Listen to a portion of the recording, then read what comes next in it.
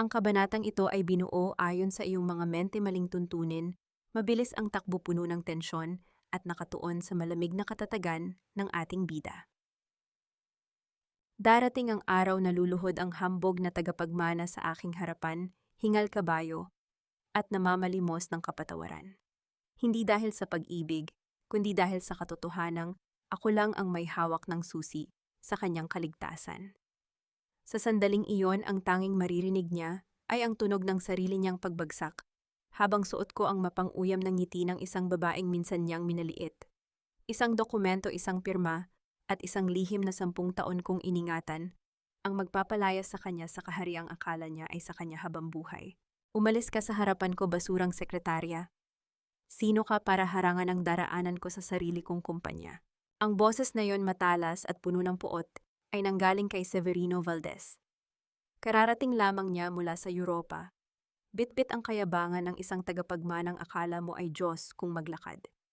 Sa gitna ng nagkakagulong lobby ng Valdez Tower, nakatayo ako sa harap ng elevator, matuwid at hindi natitinag. Sa likod ko, ang mga medic ay abala sa pag-aasikaso kay Don Esteban, na kasalukuyang nakahiga sa stretcher, walang malay at nag-aagaw buhay. Tinitigan ko siya ng diretso sa mga mata. Walang kaba, walang pag-aalinlangan. Nararamdaman ko ang mabilis na tibok ng aking puso, ngunit hindi ito dahil sa takot, kundi dahil sa nag-aalab na determinasyon. Alam kong pinapanood kami ng dos-dosenang empleyado na kanina pa bulong-bulungan tungkol sa biglang pagbagsak ng kanilang pinuno. Senyorito Severino, may emergency protocol na ipinapatupad. Ang elevator na ito ay nakareserba para sa medical team ni Don Esteban. Maaari po kayong gumamit ng service elevator sa kabilang panig. Ang tugon ko sa wikang Taglish kalmado, ngunit bawat salita ay parang hagupit ng latigo sa kanyang pride. Namula ang kanyang mukha sa galit. Humakbang siya palapit sa akin, sapat na para maamoy ko ang mamahaling pabango na humahalo sa amoy ng sigarilyo. Service elevator. Are you out of your mind? I am a Valdez. I own this building and I own you. Get out of my way before I make sure you never work in this industry again. Hindi ako kumurap. 1 segundo, 2, 3. Ang bawat patak ng oras ay mahalaga para sa buhay ng matandang Valdez, ang lalaking nagtiwala sa akin sa loob ng 1 dekada. Hindi ako tinanggap sa kumpanyang ito para maging dekorasyon lamang o para sumunod sa bawat kapritso niyo, senyorito. I answer to the chairman, and right now the chairman needs a doctor, not an arrogant heir throwing a tantrum. Narinig ko ang mahinang singhap ng mga tao sa paligid. Alam nilang sa sandaling ito hinukay ko na ang sarili kong libingan, ngunit ang hindi nila alam, matagal ko nang inihanda ang aking sandata. Habang sumisigaw si Severino at tinatawag ang security para kaladkarin ako paalis, mabilis kong pinindot ang aking cellphone sa loob ng bulsa ng aking blazer. Isang simpleng command ang ipinadala ko sa isang naka-encrypt na server. Ang hudyat ng pagbubukas ng pinto ng elevator ay bumasag sa tensyon sa lobby. Isinakay na ang stretcher ni Don Esteban. Hinarangan ko ang pinto hanggang sa tuluyan itong sumara, iniwan si Severino na nanggagalaiti sa labas. Sa sandaling iyon, alam kong wala nang balikan. Ang digmaan ay nagsimula na. 5 minuto matapos ang insidenteng iyon, habang nasa loob ako ng administrative office para ayusin ang mga papeles ni Don Esteban, pabalagbag na bumukas ang pinto. Pumasok si Doña Isabela, ang pangalawang asawa ng chairman, kasunod ang kanyang anak na si Severino. Ang mukha ni Isabela ay larawan ng pighati, ngunit ang kanyang mga mata ay kasing talas ng isang ahas na naghihintay ng tamang pagkakataon para tumuklaw. Sabina, anong kalapastanganan ang ginawa mo sa anak ko? Tanong ni Isabela, ang kanyang boses ay puno ng peking panginginig. After everything I've done for you. Akala ko ba ay tapat ka sa pamilyang ito? Ginagawa ko lang ang tungkulin ko bilang chief secretary. Madam, maikli kong sagot habang maingat na inilalagay ang aking mga gamit sa loob ng bag. Tumawa ng mapakla si Severino. Duty, you're fired, Sabina. Right here, right now. Pack your things and get out. Hindi mo siya pwedeng sibakin, Severino. Mabilis na singit ni Isabela na ikinagulat ng lahat. Tumingin siya sa akin na may kasamang mapanganib na ningning sa mga mata. Maraming alam si Sabina tungkol sa kumpanya. At ayokong isipin ng mga board members na wala tayong utang na loob. Severino, mula ngayon si Sabina ay magiging personal secretary mo. Siya ang magtuturo sa iyo ng lahat ng pasikot-sikot dito. At siya rin ang mananagot sa lahat ng pagkakamali mo. Isang bitag. Malinaw na malinaw. Gusto nila akong ilagay sa ilalim ng kanilang mga paa para unti-unti akong durugin, para masigurong hindi ako makakapagsalita tungkol sa nakita ko sa CCTV bago bumagsak ang chairman. Ang utang na loob na laging ibinibida ni Isabela ay hindi isang regalo kundi isang tanikala. Tumingin ako kay Severino na ngayon ay may nakakalokong ngiti sa mga labi. Sa kanyang isip isa na akong aliping maaari niyang paglaruan. Ngunit habang tumatango ako bilang tanda ng pagtanggap sa bagong posisyon ng aking kamay, ay mahigpit na nakahawak sa isang maliit na vial sa loob ng aking bulsa. Isang vial na nakuha ko mula sa basurahan ng opisina ni Don Esteban kaninang umaga. Ang vial na naglalaman ng bakas ng lason na unti-unting pumapatay sa chairman. Opo, madam. Tatanggapin ko ang posisyon ang sabi ko ang aking boses ay malamig gaya ng semento. Asahan niyo pong magiging anino ako ni Senyorito Severino. Bawat galaw niya, bawat pirma, at bawat desisyon. Sisiguraduhin kong hindi makakalusot sa akin. Habang papalabas sila ng silid, iniwan nila ang isang utos na dapat kong tapusin bago mag-umaga ang pag-audit sa lahat ng accounts ni Don Esteban, isang trabahong aabutin ng isang linggo para sa isang ordinaryong tao. Ngunit hindi nila alam na matagal ko na itong natapos. At sa bawat pahina ng ulat na iyon, may nakatagong ebidensya ng malawakang pangungurakot ni Severino sa kumpanya habang siya ay nasa ibang bansa. Humarap ako sa salamin at inayos ang aking salamin sa mata. Walang luhang pumatak. Ang sakit ng pagkamatay ng aking tiwala ay pinalitan na ng kalkuladong plano ng paghihiganti. Pinatay ko ang ilaw ng opisina ngunit ang dilim ay hindi nakakatakot. Sa dilim mas malinaw kong nakikita ang kanilang mga kasalanan. Isang hakbang pa lang ito, Severino. Isang hakbang pa lang at sisiguraduhin kong ang elevator na hinarang ko kanina ang magiging huling alaala mo ng kapangyarihan bago ka tuluyang bumagsak sa lupa. Dati kag. Hindi pa man sumisikat ang araw, ang bawat dokumento sa ilalim ng aking mga kamay ay tila ba nagkaroon na ng sariling tinig. 35 minuto pa lang ang nakalilipas mula nang ibigay ni Severino ang ulat na ayon sa kanya, ay hindi ko matatapos sa loob ng isang oras. Ngunit hindi niya alam ang bawat numero sa kumpanyang ito ay matagal ko ng kabisado, parang bawat tibok ng puso ng isang pasyenteng matagal ko nang inobserbahan. Narinig ko ang pagbukas ng pinto, hindi marahas kundi dahan-dahan at puno ng awtoridad. Pumasok si Severino, ang kanyang kamay ay nasa bulsa ng kanyang suot na mamahaling suit at ang kanyang mukha ay handa na para sa isang tagumpay ng pang-iinsulto. Time is up, Sabina. I assume you're ready with your resignation letter. Ang tanong niya, ang boses ay puno ng nakakaritang kumpiyansa. Tahimik kong iniabot sa kanya ang tablet. Tapos na ang audit, senyorito. Ang lahat ng discrepancies sa accounts mo nung nasa London ka pa ay naka-highlight na sa pulang tinta. Kasama na rin dyan ang mga liquidation reports na hindi tumutugma sa actual expenses ng branch. Nakita ko ang paninigas ng kanyang panga. Ang kanyang mga mata ay nanlaki habang mabilis na binabasa ang mga pahina. Ang katahimikan sa loob ng silid ay naging mabigat, tanging ang tunog ng aircon ang bumabasag sa tensyon. Akala niya ay binigyan niya ako ng parusa, ngunit ang totoo, binigyan niya ako ng pagkakataong ipakita sa kanya kung gaano kalalim ang butas na hinukay niya para sa sarili niya. You're trying to blackmail me? Ang pabulong niyang tanong, ang galit ay unti-unting pumapalit sa kanyang gulat. Hindi po, senyorito. I am just being a professional secretary. At bilang secretary mo, tungkulin ko ring sabihin sa iyo na ipinatawag ako ni Madam Isabela sa kanyang private quarters. Kung wala na po kayong kailangan, mauna na ako. Hindi ko na hinintay ang kanyang sagot. Lumakad ako palabas ng opisina ng may tuwid na likod. Alam kong nakatitig siya sa akin, puno ng pagkalito at puot. Ngunit mas malaking kalaban ang naghihintay sa akin sa itaas. Ang silid ni Doña Isabela ay amoy sampagita at mamahaling pabango, isang kombinasyon na laging nagpapasakit ng ulo ko dahil sa tamis nito, isang tamis na nagtatago ng nabubulok na katotohanan. Nakaupo siya sa kanyang chaise lounge, hawak ang isang gintong rosaryo, tila ba isang santa na nagdarasal para sa kaligtasan ng kanyang asawa. Sabina kay Marika, ang tawag niya, ang boses ay malambot gaya ng seda. Lumapit ako at isinagawa ang ritual ng paggalang. Kinuha ko ang kanyang kamay at dinala ito sa aking noo. Ang pagmamano na ito ay isang kasinungalingan. Ang kanyang balat ay malamig, walang buhay gaya ng kanyang konsensya. Madam, ang bati ko. I know you're smart, Sabina. Kaya ka nga pinagkakatiwalaan ni Esteban.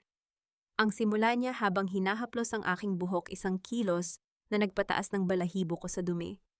At alam mo rin na sa pamilyang ito, ang katapatan ay higit pa sa trabaho. Utang mo sa akin ang posisyon mo ngayon, hindi ba?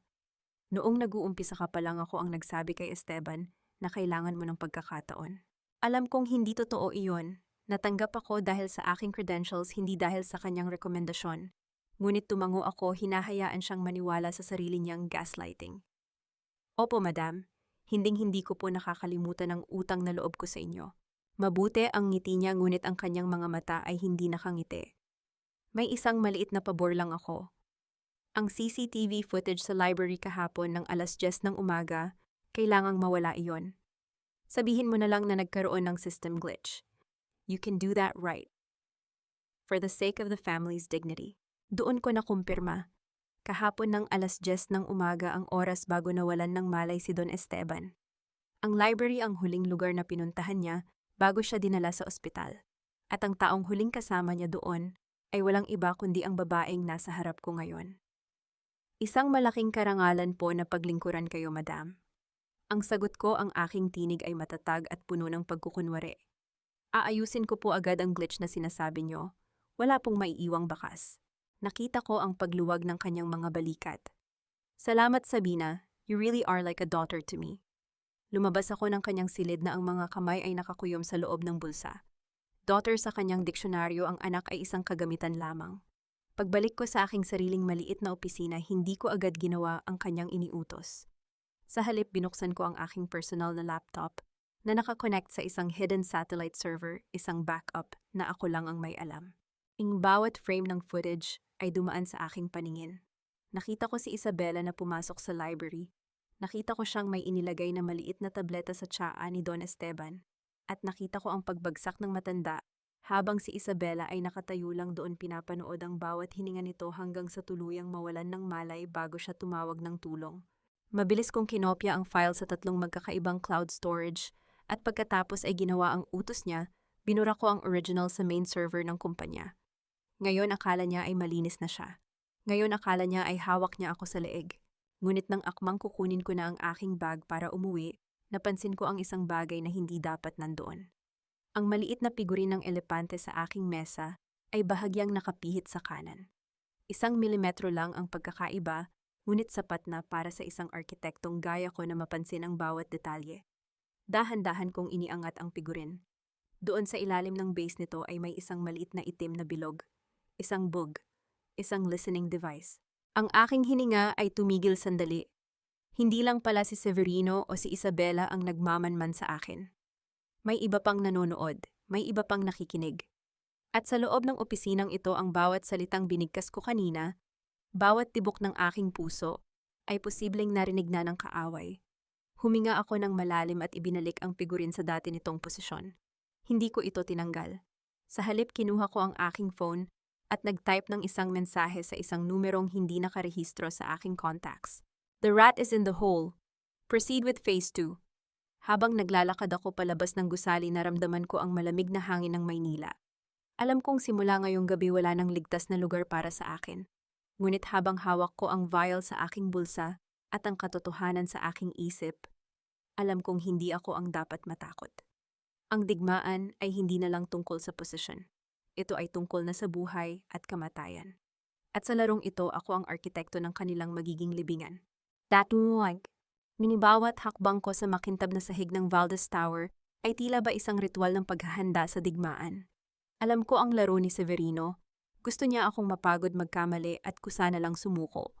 Ngunit ang hindi niya nauunawaan, ang pagod ay isang luho na matagal ko nang kinalimutan.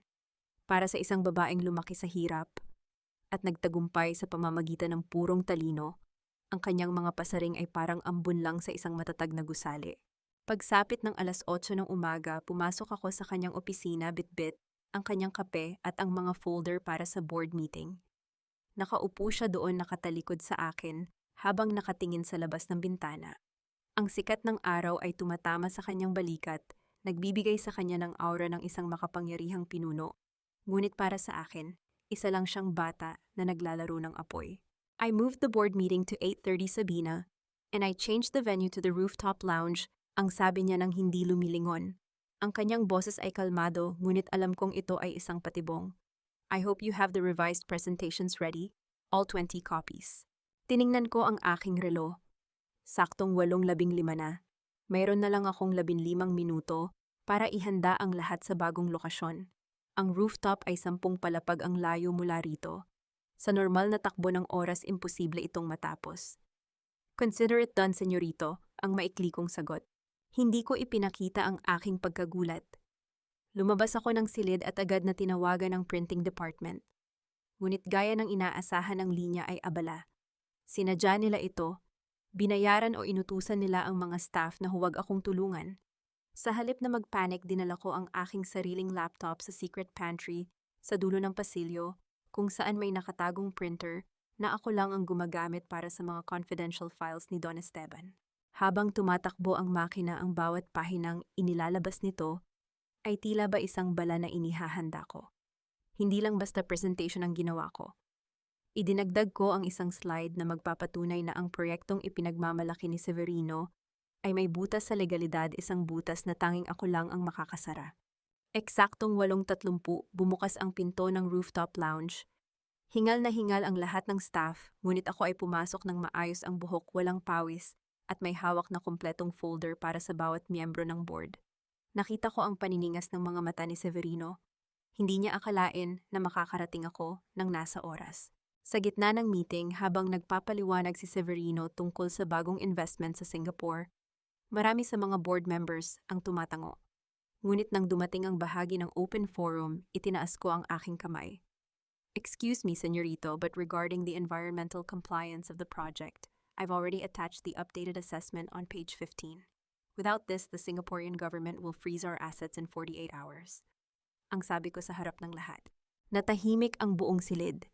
Maging ang mga pinakamatatandang miyembro ng board ay nagmadaling buksan ang pahinang sinasabi ko. Nakita ko ang pagkapahiya sa mukha ni Severino.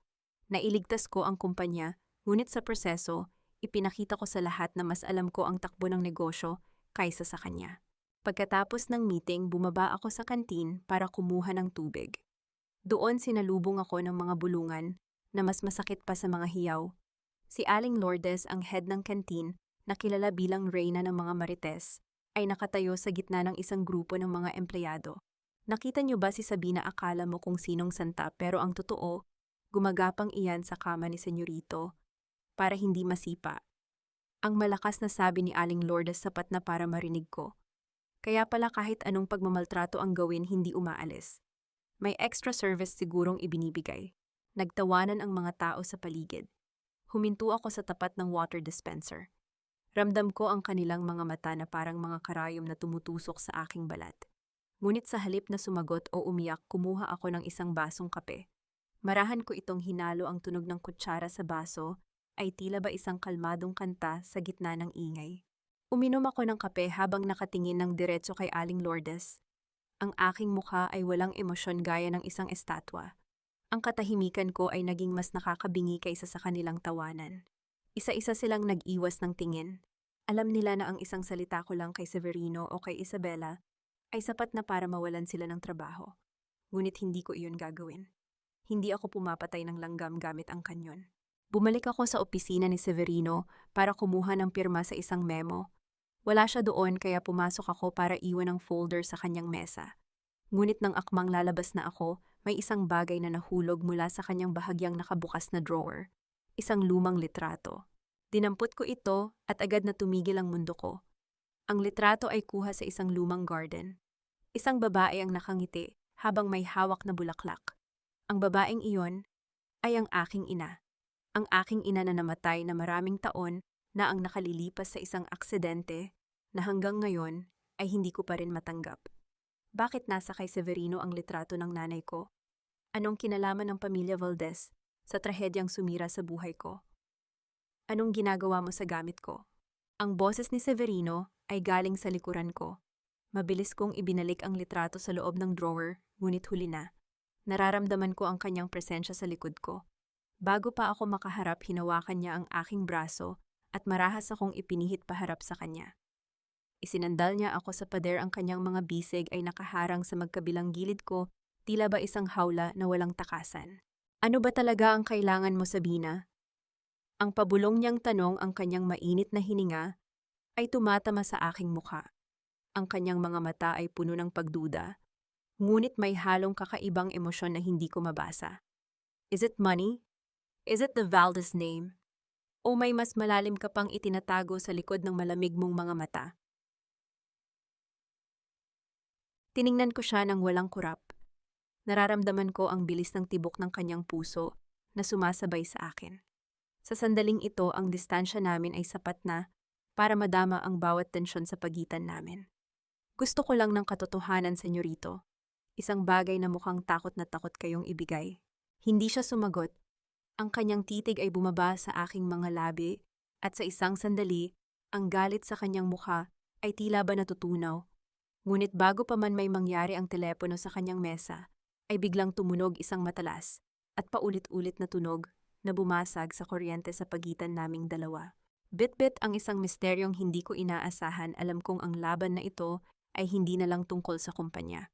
May nakatagong dugong nag-uugnay sa akin at sa mga Valdez, at sisiguraduhin kong bago matapos ang lahat, ang dugong iyon ang magiging mantsa sa kanilang malinis na pangalan.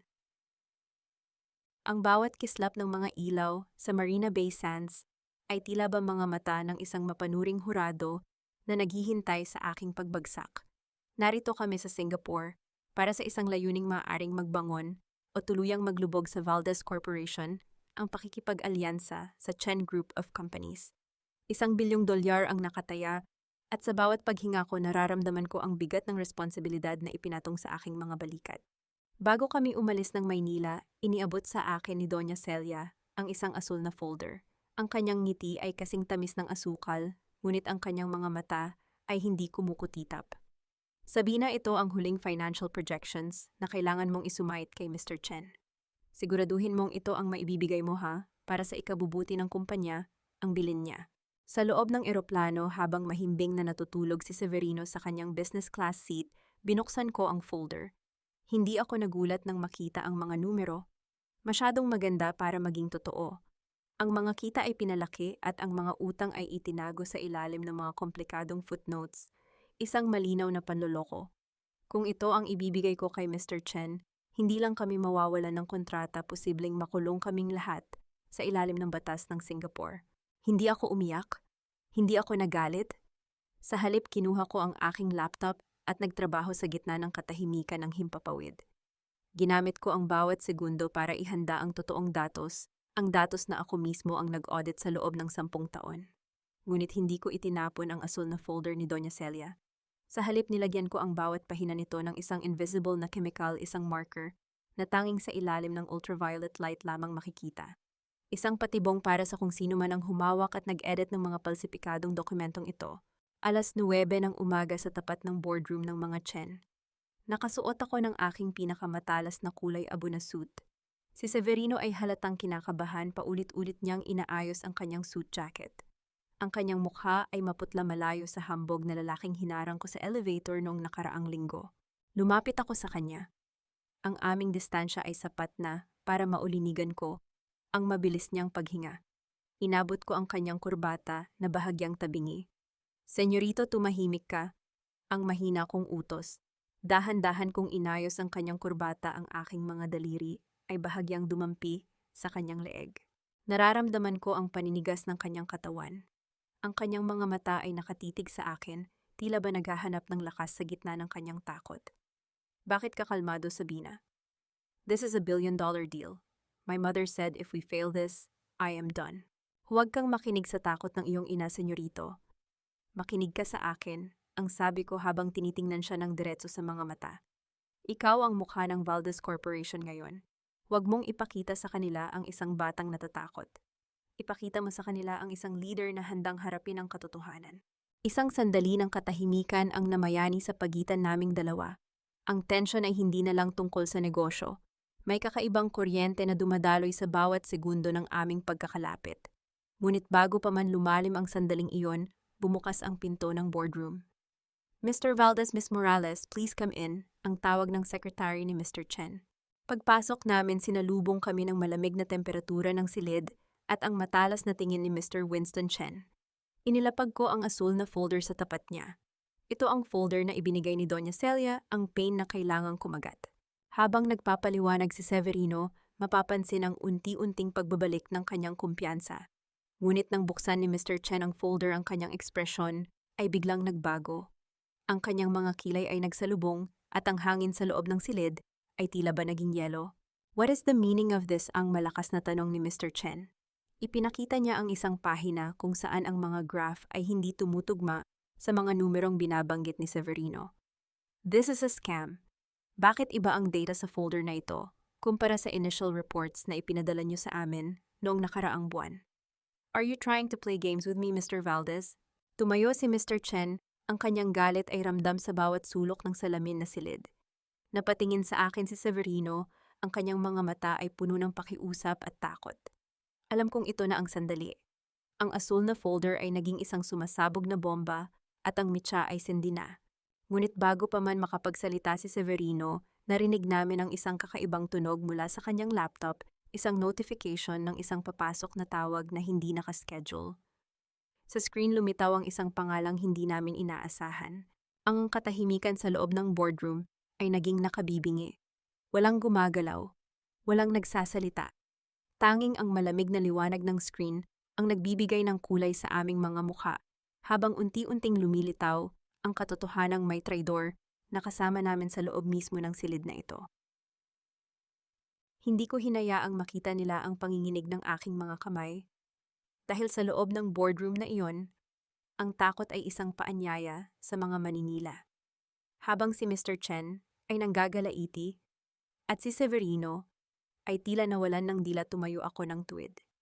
Ang bawat pares ng mata sa silid ay nakatuon sa akin, mga matang puno ng panghuhusgagalit, at ang iba ay may halong tuwa sa aking nalalapit na pagbagsak. Mr. Chen, ako ang may kasalanan ng sabi ko. Ang aking boses ay malamig at hindi nababasag.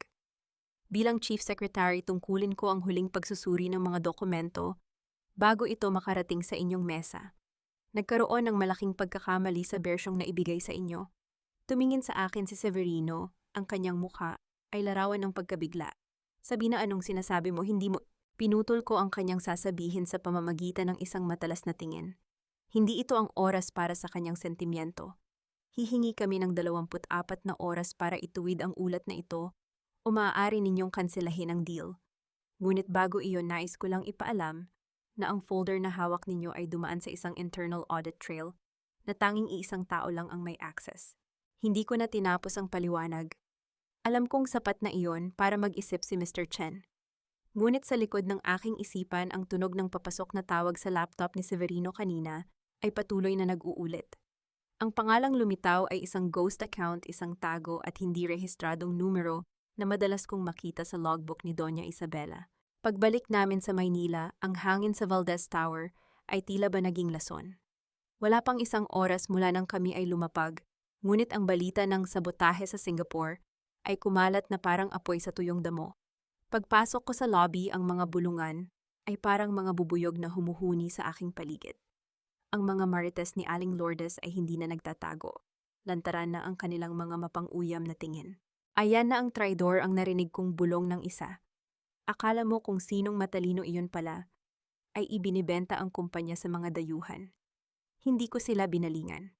Dumiretso ako sa opisina ni Doña Isabela. Doon sinalubong ako ng isang eksenang tila ba galing sa isang dula.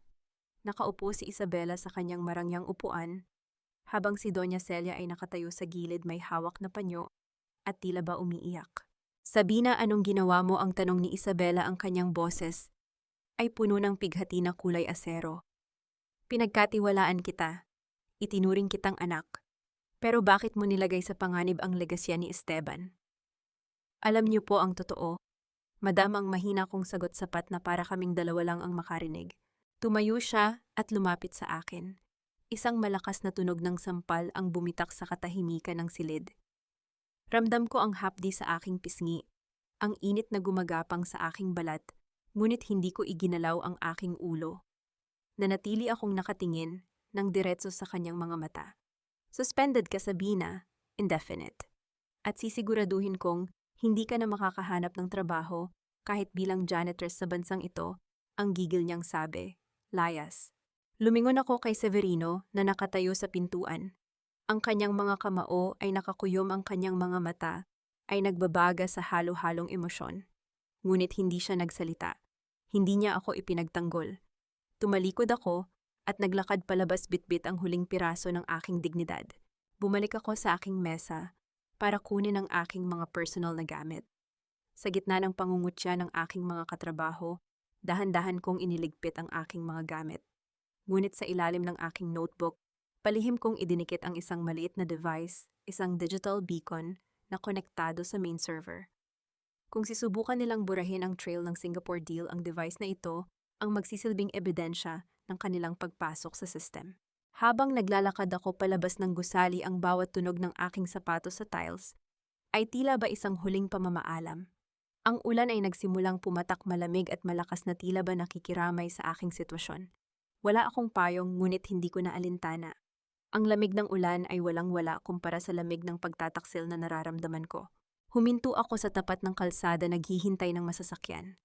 Ang bawat sasakyang dumadaan ay nagwiwisik ng tubig sa aking paanan. Sa gitna ng dilim at basa ng kalsada, isang itim na kotse ang huminto sa aking tapat. Bumukas ang bintana nito. Doon sa loob ng marangyang sasakyan ay isang babaeng nakasuot ng sunglasses kahit gabi.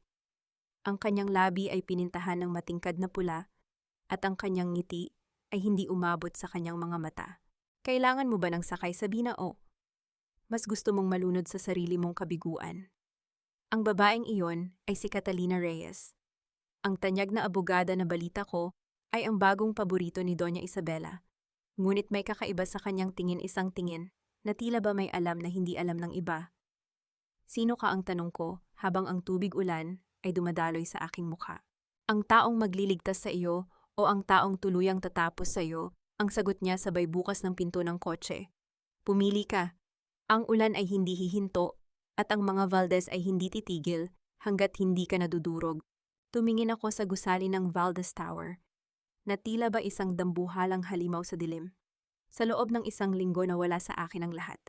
Ngunit habang hinahawakan ko ang USB drive sa aking bulsa, ang kopya ng totoong data na hindi ko ipinakita kay Mr. Chen, alam kong ang laban ay hindi pa tapos. Sumakay ako sa kotse ni Catalina. Sa sandaling sumara ang pinto, ang tunog ng malakas na ulan ay biglang naglaho, pinalitan ng isang nakabibinging katahimikan na puno ng panganib. Ang loob ng sasakyan ni Catalina ay amoy bagong leather at malamig na eucalyptus, isang amoy na malayo sa masangsang na ulan sa labas. Habang umaandar kami sa gitna ng trapiko sa Makati, walang nagsasalita sa amin. Ang tanging maririnig ay ang mahinang ugong ng makina at ang ritual na paggalaw ng wiper sa harap ng salamin. Hindi ako sumasakay sa sasakyan ng mga taong hindi ko kilala. Attorney Reyes ang simula ko habang inaayos ang aking basang blazer. Kahit basang-basa, pinanatili ko ang aking awtoridad sa boses. Lumingon siya ng bahagya sapat na para makita ko ang mapanuring ngiti sa kanyang mga labi. At hindi ako nagsasakay ng mga taong walang silbi sa akin, Sabina. Alam nating dalawa na hindi aksidente ang nangyari kay Don Esteban. At alam nating dalawa na si Doña Isabela ang may hawak ng lason. Tumigil ang mundo ko sa sandaling iyon. Ang aking kamay na nasa loob ng bulsa ay mas lalong humigpit ang kapit sa USB drive. Bakit mo ito sinasabi sa akin? Ikaw ang abogadong kinuha nila para linisin ang dumi sa Singapore. Tumawa siya, isang tunog na walang saya. Kinuha nila ako para maging tagapagligtas, pero pumasok ako para maging taga-usig. Sabi na hindi mo lang ako basta abogada. Ako ang anak ni Don Esteban sa labas. Ako ang sikretong itinago nila sa loob ng 3 dekada para hindi madungisan ang pangalang Valdez.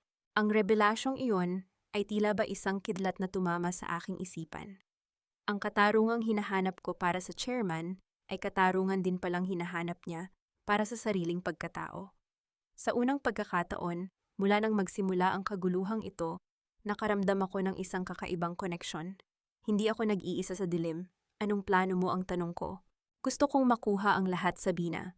Ang kumpanya, ang yaman at ang dangal na ipinagkait nila sa akin at sa aking ina. At ikaw ang may hawak ng mga susi. Alam ko ang tungkol sa mga hidden accounts.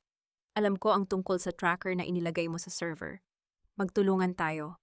Sa isang maliit at madilim na apartment sa kanto ng Pasungtamo, inilatag namin ang aming mga alas. Itinuro ko sa kanya ang mga daloy ng pera na itinago ni Doña Isabela sa loob ng 10 taon. Ipinakita niya sa akin ang mga legal na dokumentong magpapatunay na ang kasal ni na Esteban at Isabela ay may depekto sa simula pa lamang. Ang bawat impormasyong aming pinag-iisa ay parang mga piraso ng isang puzzle na unti-unting nabubuo isang puzzle na ang larawan ay ang pagkawasak ng mga Valdez. Ngunit sa kabila ng aming alyansa, nanatili ang aking pagduda. Sa mundo ng mga Valdez, ang katapatan ay isang kagamitang nabibili. Bakit ako magtitiwala sa iyo, Catalina? Pwede mo akong ibenta kay Isabela anumang oras. Tumingin siya sa akin ng malalim ang kanyang mga mata, ay tila ba sumasalamin sa parehong hapdi na nararamdaman ko. Dahil gaya mo, Sabina, wala na rin akong babalikan. Sinunog ko na ang tulay sa likuran ko. Ang tanging paraan para mabuhay ay ang sunugin din ang kahariang umapi sa atin. Lumipas ang mga oras at ang aming plano ay naging mas detalyado. Gagamitin namin ang gaganaping anibersaryo ng kumpanya para ilantad ang lahat. Ngunit habang nag-uusap kami, isang anino ang gumalaw sa labas ng bintana. Ang tunog ng mga yabag ng sapatos sa semento ay mabilis na lumayo. Mabilis akong lumapit sa bintana at sumilip. Sa ilalim ng dilaw na ilaw ng poste, nakita ko ang isang pamilyar na bulto ng lalaki.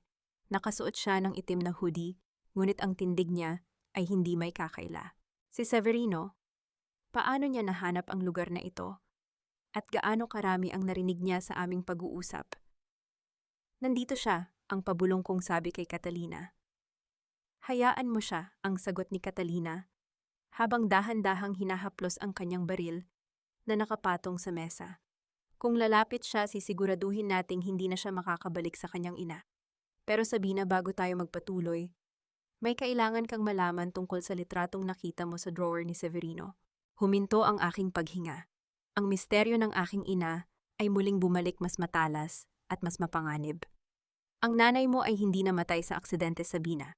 Pinatay siya dahil nalaman niya ang unang krimen ni Isabela. At ang taong nag-utos na itago ang lahat ng ebidensya ay ang taong pinagsisilbihan mo ng 10 taon. Ang bawat salita ni Catalina ay tila ba isang lason na dumadaloy sa aking ugat. Ang galit na inakala kong nasa rurok na ay mas lalo pang nag-alab. Ang Valdez Tower ay hindi lang pala kumpanya, ito ay isang libingan ng mga lihim. At ako ang itinalagang maghukay sa lahat ng ito. Atake. Darating ang sandali na ang bawat luhang pinigilan ko ay magiging baha na lulunod sa inyong lahat. Akala nyo ay nakuha nyo na ang aking huling alas, ngunit hindi nyo alam na ang bawat pagkatalo ko ay bahagi lamang ng isang mas malaking disenyo.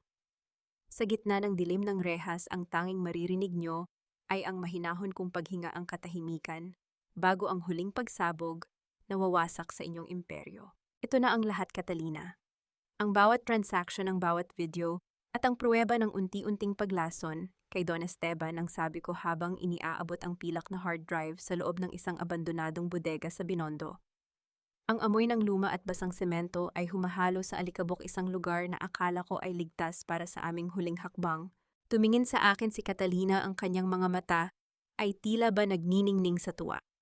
Sigurado ka bang walang kopya ito sa server ng Valdez Tower? Kailangan nating maging malinis, Sabina. Malinis ang lahat. Iyan na ang huling piraso ng katotohanan ng sagot ko.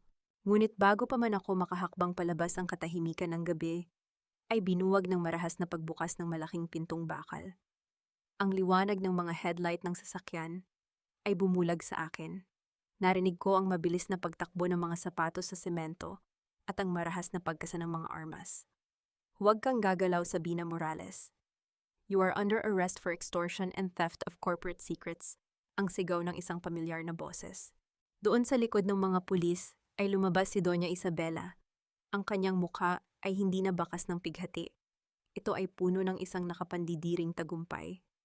Sa tabi niya ay nakatayo si Severino, ang kanyang mukha ay maputla at ang mga mata ay nakatingin sa akin ng may halo-halong galit at pagkadismaya. Lumingon ako kay Catalina, inaasahan ang kanyang gulat. Ngunit ang nakita ko ay ang dahan-dahan niyang paglakad patungo sa panig ni Isabela. Iniabot niya ang hard drive sa matandang babae nang may kasamang pagyuko. Madam, narito na ang lahat ng ebidensyang ginagamit niya para i-blackmail ang pamilya Valdez, ang malumanay na sabi ni Catalina. Gaya ng napag-usapan natin, tapos na ang laro ng babaeng ito. Ang bawat salita ni Catalina ay tila ba isang punyal na paulit-ulit na tumatarak sa aking dibdib. Ang anak sa labas ni Don Esteban, ang babaeng inakala kong kakampi sa katarungan, ay binuo lamang pala ang tiwala ko para mas mapadali ang aking pagbagsak. Ang traitor ay hindi nasa labas. Nasa tabi ko lang pala siya sa simula pa lang. Sabina, why ang tanong ni Severino, ang kanyang boses ay nanginginig. I wanted to believe you. I found my father's diary. I thought you were protecting him, but you were just recording everything to destroy us for money.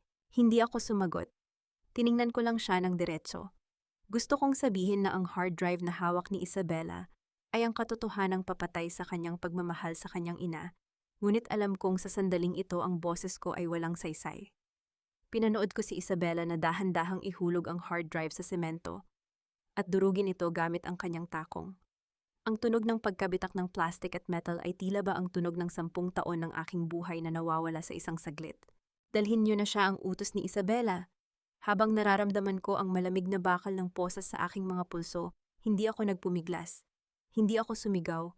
Ang aking mukha ay nanatiling parang semento, malamig, matigas at hindi mababasa.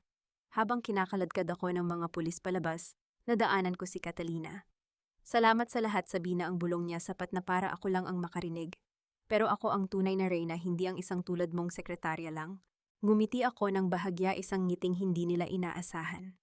Sa loob ng sasakyan ng pulis, habang ang sirens ay nagbibigay ng asul at pulang kulay sa madilim na kalsada ng Maynila, ipinikit ko ang aking mga mata. Akala nila ay nanalo na sila dahil nadurog nila ang hard drive.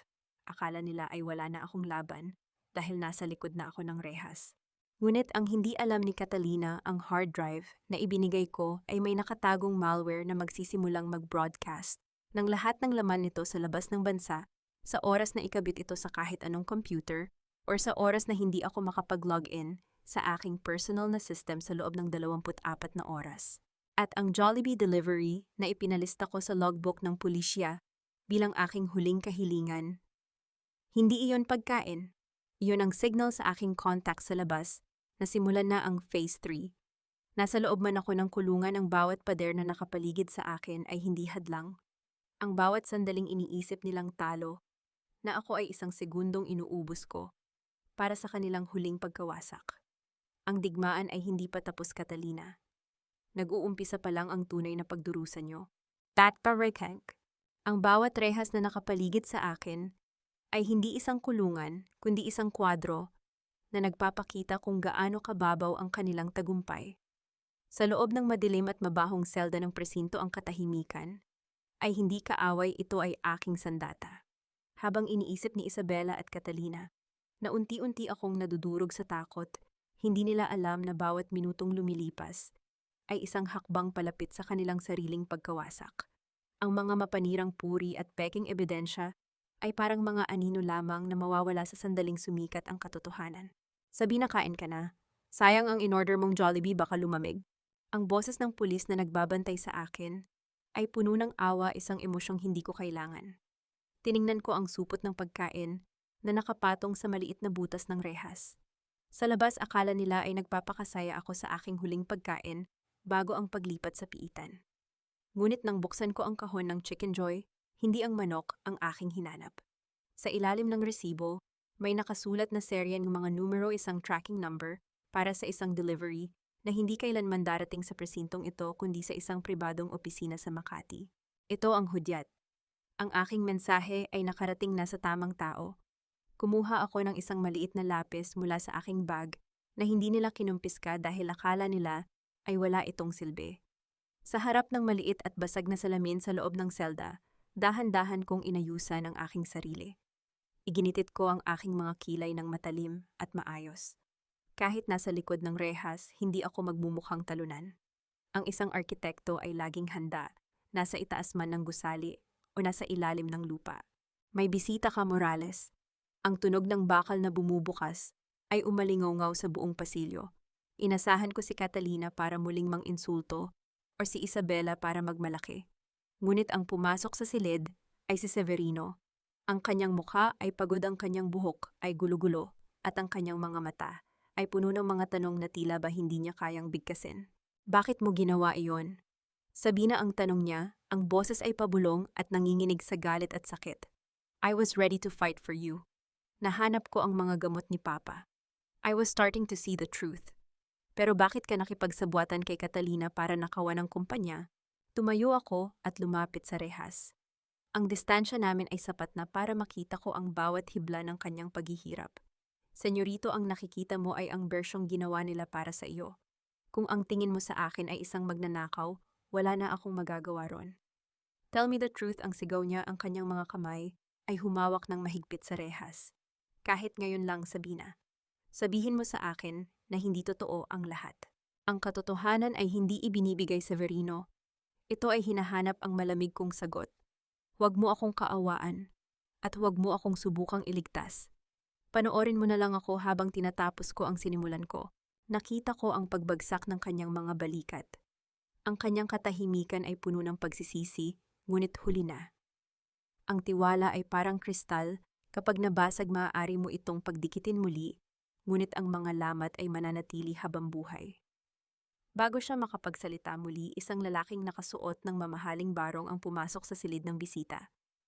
Attorney Victoriano, I presume ang batiko sa bagong dating. Si Attorney Victoriano ay isa sa pinakamakapangyarihang abogado sa bansa, isang taong hindi basta-basta tumatanggap ng kaso kung walang malaking dahilan. Tumingin siya kay Severino at pagkatapos ay sa akin. Miss Morales, ang iyong bail ay naasikaso na. Isang anonymous na benefactor ang nagbayad ng kabuuan nito.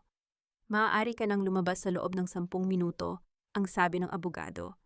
Nanlaki ang mga mata ni Severino. Sino-sinong nagbayad? I haven't even signed the papers yet. Hindi po kayo ang kailangan namin. Mr. Valdez, ang sagot ni Victoriano. Habang naglalakad ako palabas ng selda, nadaanan ko si Severino na tila ba naging estatwa sa kinatatayuan niya. Hindi ko siya nilingon. Sa labas ng presinto, ang sariwang hangin ng gabi ay humahalik sa aking mukha. Isang itim na sedan ang naghihintay sa akin. Bago ako sumakay, iniabot sa akin ni Attorney Victoriano ang isang maliit na kahon. Pagbukas ko doon, ay nakita ko ang isang pamilyar na bagay, ang singsing na may selyo ng pamilya Valdez, ang singsing na suot ni Don Esteban bago siya nawalan ng malay. Ang singsing na akala ng lahat ay nanakaw noong gabing iyon. Pinabibigay ng chairman ang tanging sabi ng abogado. Ang aking puso ay tumalon sa kaba. Ang chairman, gising na ba siya? O may mas malalim pang laro na nangyayari na maging ako ay hindi pa lubos na nauunawaan? Isinuot ko ang singsing sa aking daliri. Ang lamig ng ginto ay tila ba nagbigay sa akin ng bagong lakas. Ang tahimik na bulkan ay hindi na lamang basta umuusok. Ang bawat pagtataksil ni na Isabela at Catalina, ang bawat sampal at pagpapakulong sa akin, ay magsisilbing mitya para sa isang pagsabog na hindi nila malilimutan. Saan tayo, Miss Morales? Tanong ng driver. Sa Valdez Tower, ang sagot ko habang nakatingin sa malayo.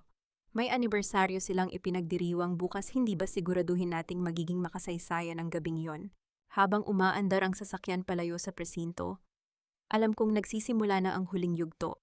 Hindi lang ako isang sekretarya na naghahanap ng hustisya. Ako ang arkitekto na magigiba sa bawat kasinungalingang itinayo nila. At sisiguraduhin kong sa huli ang tanging matitira ay ang abo ng kanilang kasakiman. Ang bawat salitang nakasulat sa lumang kwaderno ni Don Esteban ay tila ba mga patak ng asidong tumutunaw sa lahat ng kasinungalingang kinalakihan ni Severino.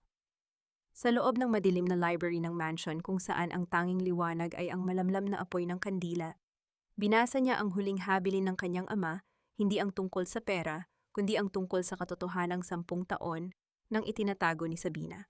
Sabina Morales is the only one I can trust. She is the lock that keeps the Valdez demons inside. If anything happens to me, look for the architect. Nanginginig ang mga kamay ni Severino. Ang bawat pahina ay nagsisiwalat ng mga transaksyon ni Doña Isabela, ang mga laso na unti-unting inihahalo sa pagkain ng matanda, at ang pagmamatsyag ni Sabina upang mapigilan ang tuluyang pagkamatay ng chairman. Ang babaeng tinawag niyang basura, ang babaeng ipinakulong niya, ay ang anghel na nagbabantay sa kanyang ama habang siya ay nagpapakasaya sa Europa. Nabalik ang kanyang diwa nang marinig ang tunog ng pagbukas ng pinto. Pumasok si Doña Isabela suot ang kanyang puting pantulog na tila ba isang inosenteng kaluluwa. Severino anak, bakit gising ka pa? Masyado ka nang nagpapagod para sa kumpanya. Ang malambot na boses ni Isabela ay pumuno sa silid isang boses na dati ay nagbibigay sa kanya ng kapayapaan, ngunit ngayon ay nagbibigay sa kanya ng kilabot. Hindi lumingon si Severino. Nanatili siyang nakatitig sa diary. Bakit ma? Bakit kailangang si Sabina ang sisihin sa lahat? Sandaling natahimik si Isabela. Ang kanyang mga hakbang ay dahan-dahang lumapit sa kanyang anak. Anong sinasabi mo? Ang babaeng iyon ay mapanira. Ginawa ko lang ang lahat para protektahan ka, Severino. Para sa kinabukasan mo, ang bawat sakripisyong ginagawa ko. Sakripisyo o pagpatay? Biglang humarap si Severino, ang kanyang mga mata ay nagbabaga sa puot at pagkadismaya. Itinaas niya ang diary. Nandito ang lahat, ma. Ang bawat lason, ang bawat peking pirma. Sinubukan mong patayin ang tatay ko sa harap mismo ng aking mga mata. Hindi natinag si Isabela. Sa halip ang kanyang mukha ay lumamig at ang kanyang labi ay kumurba sa isang mapanganib na ngiti. At sino ang maniniwala sa isang lumang kwaderno, Severino, look at me. I am your mother. I am the reason you have that name. Ang kumpanyang ito ay para sa atin. Huwag mong hayaang sirain ng isang sekretarya ang imperyong binuo ko para sa iyo. Tapos na ang paghahari mo, ma. Ang malamig na deklarasyon ni Severino. Mula sa oras na ito, lahat ng bank accounts mo ay frozen. Ang security detail mo ay tinanggal ko na. At bukas sa anibersaryo ng kumpanya, ilalabas ko ang lahat. You wouldn't dare, ang gigil na sabi ni Isabela. Anak kita. Diyan ka nagkakamali. Anak ako ni Don Esteban Valdez. At ang katarungan para sa kanya ay magsisimula sa pagsingil sa iyo. Tumalikod si Severino at lumabas ng mansion, hindi pinapansin ang mga hiyaw ni Isabela na tumatawag sa kanyang pangalan. Ang bawat hakbang niya patungo sa kanyang sasakyan ay tila ba pagtanggal ng isang mabigat na tanikala. Ngunit alam niyang hindi sapat ang kanyang galit. Kailangan niya ang utak sa likod ng lahat. Sa isang tahimik na sementeryo sa dulo ng lungsod, natagpuan niya si Sabina. Nakatayo ang babae sa harap ng isang puntod, ang puntod ng kanyang ina. Ang ulan ay dahan-dahang tumutulo, ngunit hindi gumagalaw si Sabina. Ang kanyang tindig ay parang isang matayog na tore na hindi kayang tibagin ng kahit anong bagyo. Lumapit si Severino, ang kanyang mga sapatos ay lumilikha ng tunog sa basang damo. Huminto siya sa likuran ni Sabina. Ang katahimikan sa pagitan nila ay puno ng bigat ng nakaraan. Dahan-dahang lumuhod si Severino sa putik sa mismong paanan ni Sabina. Patawarin mo ako. Ang pabulong niyang sabi, ang kanyang boses ay basag sa pagsisisi. Nabulag ako ng sarili kong kayabangan. Nabulag ako ng kasinungalingan ng aking ina. Sabina, patawarin mo ako. Nanatiling nakatingin si Sabina sa puntod. Hindi siya gumalaw. Ang kanyang mukha ay nanatiling parang estatwa. Ang tawad ay para sa mahihina, Severino. Ang kailangan ko ay hindi ang iyong pagsisisi. Lumingon siya at tiningnan ang lalaking nakaluhod sa kanyang harapan. Walang awa sa kanyang mga mata, tanging ang malamig na kalkulasyon ng isang arkitekto. Ang palingato ko ay isang armas. Ang kailangan ko ay ang huling piraso para mapabagsak ang kuta ni Isabela at Catalina. Handa ka bang mawala ang lahat para sa katarungan? Tumingala si Severino, ang tubig ulan ay humahalo sa kanyang mga luha. Kahit ano, Sabina, kahit anong iutos mo gagawin ko. Mabuti, ang sabi ni Sabina sabay abot ng isang maliit na earpiece. Bumalik ka sa kumpanya.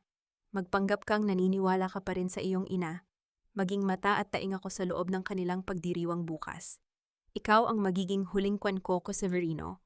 At siguraduhin mong hindi ka hihinga hanggat hindi ko sinasabi. Tumayo si Severino. Ang kanyang determinasyon ay kasing talas na ng kay Sabina. Magsisimula na ang huling sayaw, Sabina. Handa na akong mawala ang lahat basta't ikaw ang huling matitira. Huwag kang magkakamali, Severino. Ang huling bilin ni Sabina bago siya lumakad palayo sa dilim. Dahil sa larong ito, kapag nagkamali ka, hindi lang ang pangalan mo ang mawawala. Pati ang buhay mo ay magiging bahagi ng aking plano. Habang pinapanood ni Severino ang pag-alis ni Sabina, alam niyang ang relasyon nila ay hindi na kailanman magiging katulad ng dati. Wala ng pag-ibig, wala ng paghanga. Tanging ang malupit na katotohanan at ang nag-aalab na pagnanais para sa hustisya ang natitira. At bukas sa gitna ng selebrasyon ng mga Valdez, ang mundo ay magiging saksi sa pagbagsak ng mga mapagkunwari. Ang bawat kristal na chandelier sa loob ng Grand Ballroom ng Shangri-La ay tila ba mga nakatitig na mata ng mga mapanghusgang lipunan.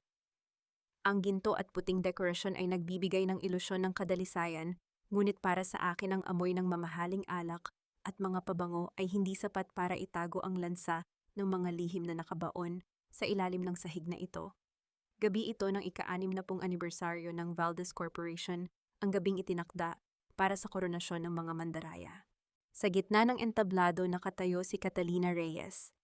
Suot niya ang isang asul na gown na gawa sa pinakamahal na sutla, tila ba isa siyang tunay na prinsesa na handang tanggapin ang trono. Sa tabi niya si Doña Isabela ay nakangiti, hawak ang isang baso ng champagne, ang larawan ng isang mapagkalingang ina na nagtagumpay sa paglilinis ng kanyang pamilya mula sa mga traidor. Maraming salamat sa inyong pagdalo. Ang boses ni Catalina ay umalingaw-ngaw sa buong ballroom.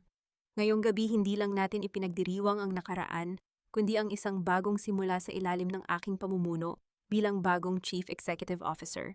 Narinig ko ang palakpakan ng mga tao, mga negosyante politiko, at ang mga elite ng Manila. Ngunit sa isang sulok nakita ko si Severino. Maayos ang kanyang suot, ngunit ang kanyang mga mata ay nakatutok sa akin, habang dahan-dahan akong naglalakad sa madilim na pasilyo patungo sa entrance ng ballroom. Huminga ako ng malalim. Suot ko ang isang pulang-pulang gown na tila ba kulay ng nagbabagang apoy. Hindi ito ang damit ng isang sekretarya. Ito ang baluti ng isang babaeng handang sumunog ng isang imperyo. Sa bawat hakbang ko, ang tunog ng aking sapatos sa marmol na sahig ay tila ba isang hudyat ng paparating na bagyo. Bumukas ang malalaking pintong kahoy. Ang bawat ulo sa loob ng ballroom ay sabay-sabay na lumingon. Ang katahimikan ay mabilis na kumalat na tila ba isang virus na pumatay sa musika at tawanan. Nakita ko ang pagbagsak ng baso ni Doña Celia sa sahig. Ang tunog ng pagkabasag ng kristal ay naging hudyat ng aking presensya. Dire-diretso ang lakad ko patungo sa harap, hindi pinapansin ang mga bulungan at ang mga security na akmang haharang sa akin. Ngunit bago pa sila makalapit, itinaas ni Severino ang kanyang kamay senyales na hayaan akong dumaan. Bilang tagapagmana ang kanyang utos ay batas pa rin sa gabing ito. Huminto ako sa tapat ni Doña Isabela at Catalina. Tiningnan ko sila ng may malamig na ngiti, isang ngiting hindi nagpapakita ng galit kundi ng tagumpay. Ang ganda ng suot mong perlas, madam. Ang mahina kong sabi kay Isabela, sapat na para marinig ng mga nasa paligid. Tila ba bawat butil nito ay kasing puti ng mga gamot na ibinibigay niyo kay Don Esteban bago siya mawalan ng malay. Namutla si Isabela, ang kanyang ngiti ay biglang naging isang mapait na linya. Sabina, anong ginagawa mo rito? Wala kang karapatang tumapak sa lugar na ito. O may karapatan ako, ang sagot ko habang dahan-dahang kinukuha ang remote ng projector mula sa technical booth na nasa gilid ko lang. Dahil ako ang arkitekto ng bawat transaction na naganap sa kumpanyang ito sa loob ng 10 taon. At ngayong gabi nais kong ipakita sa inyo ang tunay na ulat na hindi nyo nakita sa Singapore. Security, ilabas ang babaeng ito. Ang sigaw ni Catalina, ang kanyang boses, ay puno ng desperasyon. Ngunit bago pa sila makakilos, ang malaking screen sa likod nila ay biglang nagliwanag. Hindi ito ang mga graph ng benta o ang mga plano para sa susunod na taon. Ang lumitaw ay ang website ng Bureau of Internal Revenue at ang live connection sa Anti-Money Laundering Council. Ang akala nyo ay sapat na ang burahin ang mga file sa main server, ang sabi ko, habang nakatingin sa mga direktor at sa mga foreign investors mula sa Singapore na nasa harapan ko. Ngunit nakalimutan nyo na bawat piso na inilipat nyo sa mga ghost accounts ni Catalina ay may digital footprint na konektado sa inyong personal na lagda. Nagsimulang magkagulo ang mga tao. Ang mga flash ng camera ay tila ba mga kidlat na tumatama sa mga mukha ni na Isabela at Catalina. Nakita ko ang pagpapawis ni Attorney Gardo sa isang tabi habang pilit niyang tinatago ang kanyang mukha. Lumapit ako kay Catalina at ibinigay sa kanya ang huling sampal, hindi gamit ang kamay, kundi gamit ang katotohanan. Salamat sa pagtataksil mo, Catalina. Dahil sa paghahangad mong makuha ang lahat, nakalimutan mong tingnan ang fine print ng bawat dokumentong ibinigay ko sa iyo. Ang hard drive na kinuha mo, iyon ang nagbukas ng backdoor para sa mga otoridad na pasukin ang lahat ng iyong itinatagong yaman. Tumingin ako kay Severino. Tumango siya, ang kanyang mukha ay puno ng isang mapait na desisyon. Sa sandaling iyon, ang screen ay biglang nagbago. Isang video ang nagsimulang mag-play. Hindi ito tungkol sa pera. Ito ay isang kuha mula sa isang hidden camera sa loob ng library ng mansion. Ang bawat hininga sa loob ng ballroom ay tila ba tumigil. Ang video ay malinaw. Ang bawat kilos ay hindi maikakaila. Madam Isabela, ang boses ko ay umalingaw-ngaw sa gitna ng nakabibinging katahimikan. Bakit niyo hinayaang mamatay ang chairman habang nakatingin kayo sa inyong relo? Ang cliffhanger ay hindi ang galit ng tao, kundi ang biglang pagpasok ng mga lalaking nakasuot ng barong at may hawak na mga warrant of arrest. Ngunit bago pa man mahawakan ng mga pulis si Isabela, isang sigaw ang bumasag sa gabi. Ang liwanag ng ballroom ay biglang namatay, iniwan kaming lahat sa gitna ng isang nakakatakot na dilim. Sa gitna ng kadiliman, hindi ako natinag. Ramdam ko ang pag-agos ng adrenaline sa aking mga ugat, ngunit ang aking isipan ay nanatiling kasing talas ng isang bagong hasang kutsilyo. Ang mga sigawan at pagkakagulo ng mga tao ay tila ba isang background music lamang sa aking pandinig. Hindi ako natatakot sa dilim dahil sa dilim ko mas lalong nakikita ang takot sa kanilang mga mata bago pa man mamatay ang mga ilaw. Severino, ngayon na, ang pabulong kong sabi sa earpiece. Isang mabilis na pagkurap ng mga emergency lights ang sumunod. Hindi bumalik ang buong liwanag ng ballroom, sa halip isang malakas na spotlight ang tumama sa entablado direkta kina Doña Isabela at Catalina Reyes. Ang liwanag ay sapat na para makita ang kanilang mga mukhang hinaluan ng pawis at hilakbot. Ang katahimikan ay muling naghari, mas mabigat at mas nakakasakal. Ang video na iyan ay peke, isang manipulation ng AI. Ang hiyaw ni Doña Isabela, ang kanyang boses, ay pumyok sa gitna ng desperasyon. Gawa-gawa iyan ng isang sekretaryang baliw na gustong sirain ang pamilya ko. Dahan-dahan akong lumapit sa kanila. Ang tunog ng bawat hakbang ng aking sapatos ay umalingaw-ngaw sa buong silid. Tila ba bawat tunog ay isang pako na ibinabaon sa kanilang kabaong. Peke, madam, ang tugon ko, ang aking tinig ay kalmado, ngunit sapat na para marinig hanggang sa pinakadulong sulok ng silid. Kung gayon, bakit pati ang inyong personal na lagda sa mga reseta ng lason ay tumutugma sa records ng botika sa labas ng bansa? Attorney Gardo, sabihin mo sa kanila. Sabihin mo kung paano mo nirehistro ang mga gamot na iyon sa ilalim ng isang shell company sa British Virgin Islands.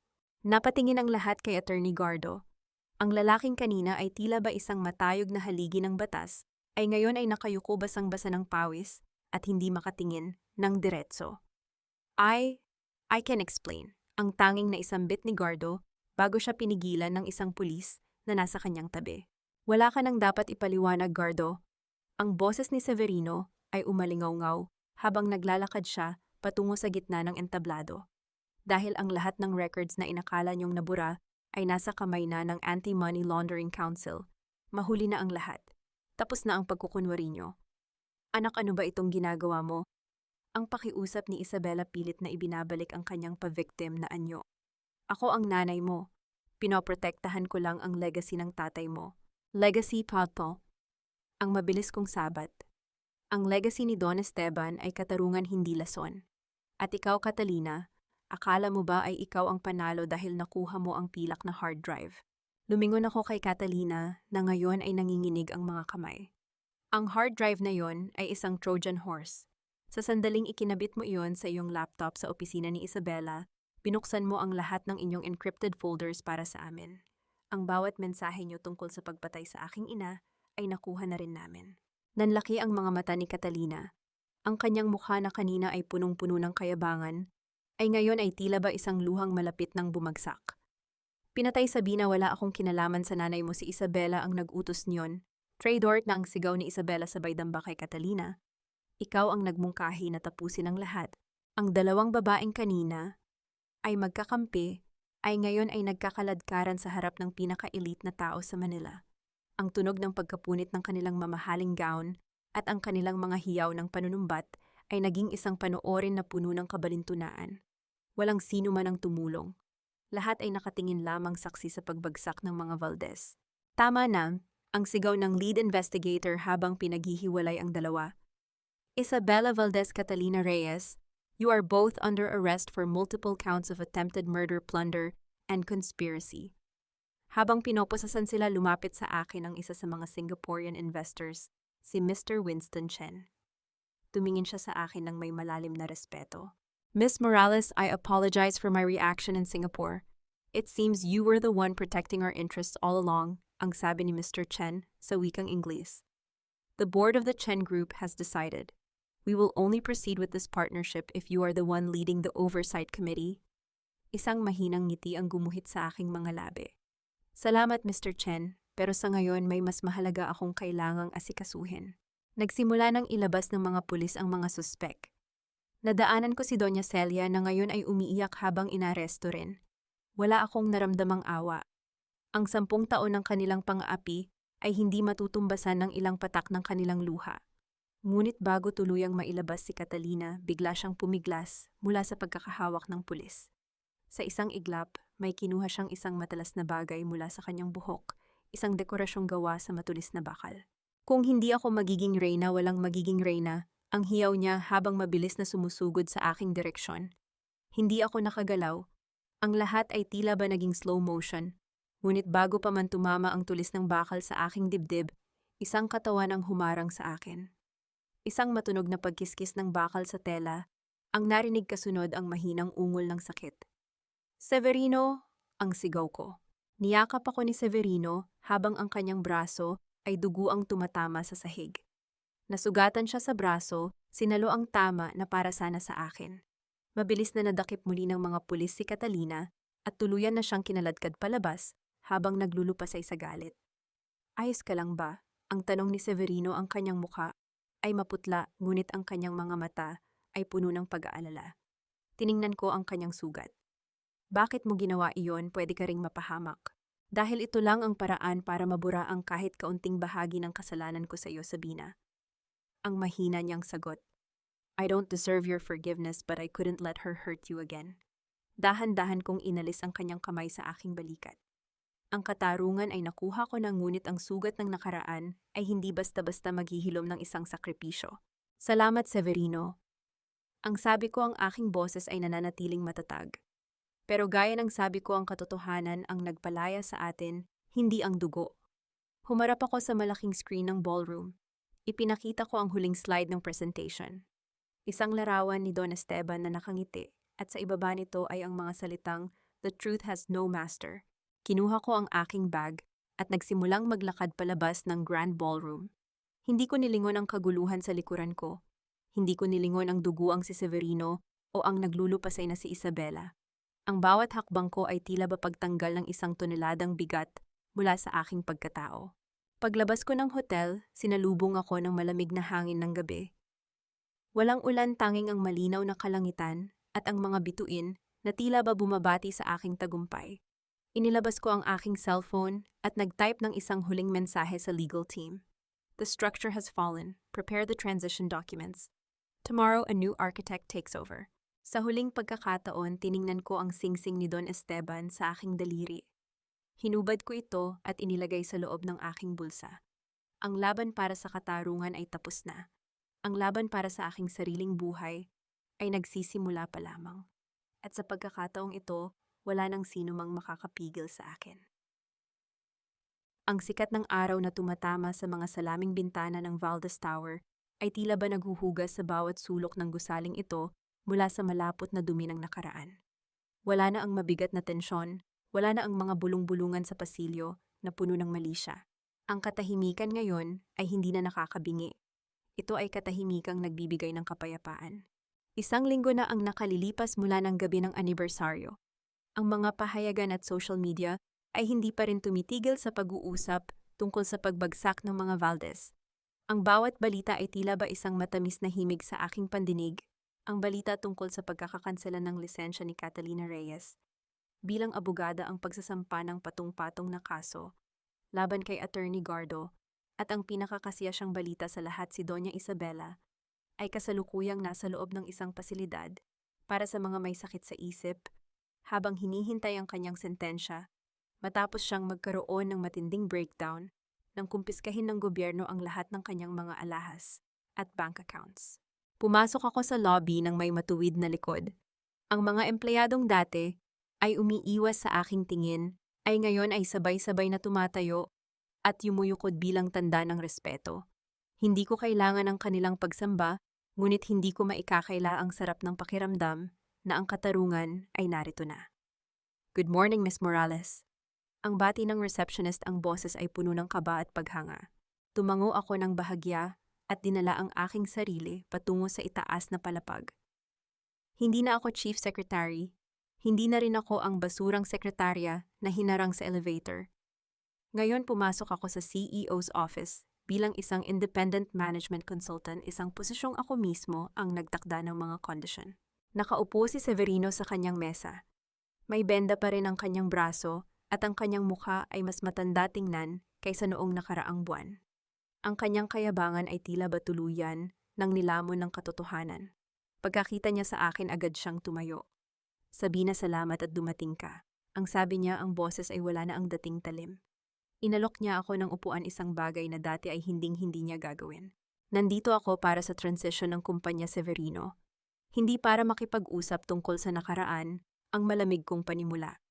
Inilapag ko ang isang makapal na folder sa kanyang mesa. Narito ang plano para sa restructuring. Ang lahat ng mga tauhan ni Isabela mula kay Doña Celia hanggang sa mga tauhan sa finance ay kailangang palitan. We need fresh blood, people with integrity. I agree, I'll sign whatever you want, ang mabilis niyang sagot.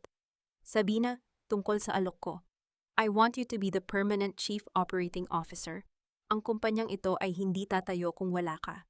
At gusto kong bumawi sa lahat ng sakit na ibinigay ko. Tiningnan ko siya ng diretso sa mga mata. Naroon ang pagsisisi, naroon ang pagnanais na magsimula muli.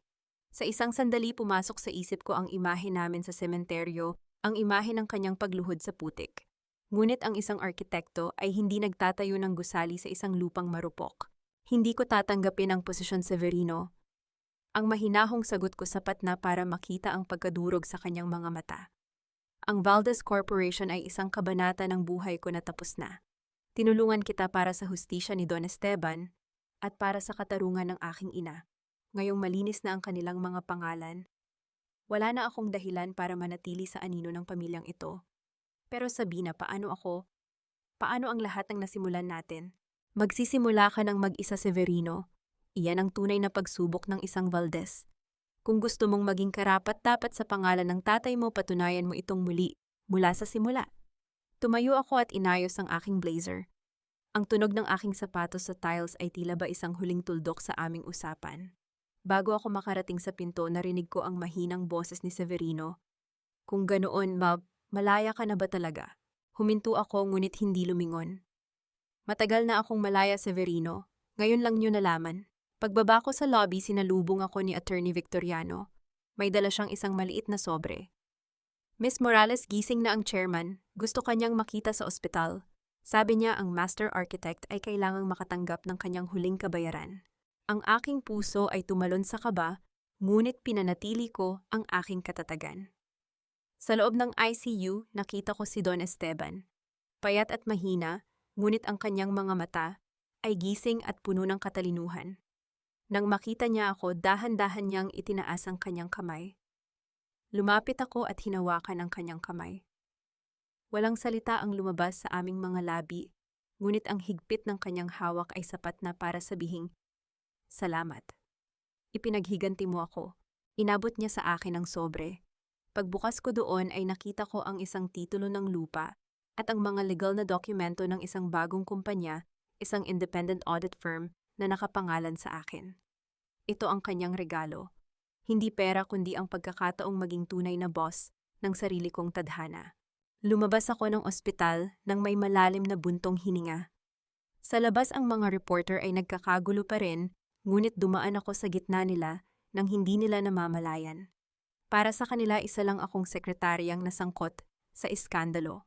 Para sa akin, ako ang babaeng nagpabagsak sa isang kaharian, gamit lamang ang katotohanan.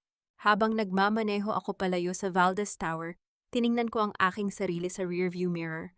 Ang aking mukha ay hindi na bakas ng pagod o galit. May bagong ningning sa aking mga mata, isang ningning ng isang babaeng hindi na kailanman muling yuyuko sa sinuman. Ngunit bago ko tuluyang lisanin ang kalsadang iyon, nag-ring ang aking phone. Isang hindi kilalang numero. "Hello," ang sagot ko. Sabina Morales, ang boses ng isang lalaki sa kabilang linya, malalim at puno ng misteryo.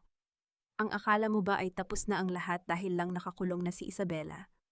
Ang arkitekto ay hindi lang nagtatayo. Minsan ang arkitekto ay kailangan ding manira ng mas malalaking kuta.